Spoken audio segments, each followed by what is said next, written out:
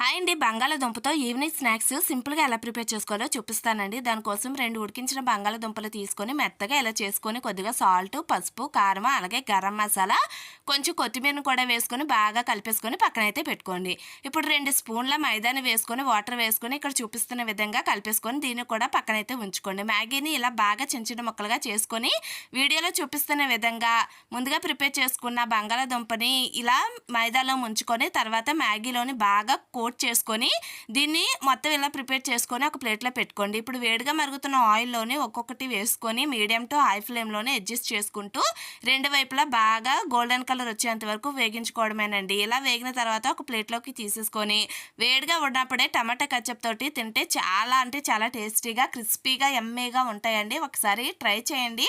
నచ్చితేనే మా ఛానల్ అయితే సబ్స్క్రైబ్ చేసుకొని ఇలాంటి మరిన్ని వీడియోస్ కోసం చిన్న లైక్ అయితే చేయండి. ప్లీజ్ సపోర్ట్ చేస్తారని కోరుకుంటున్నాను.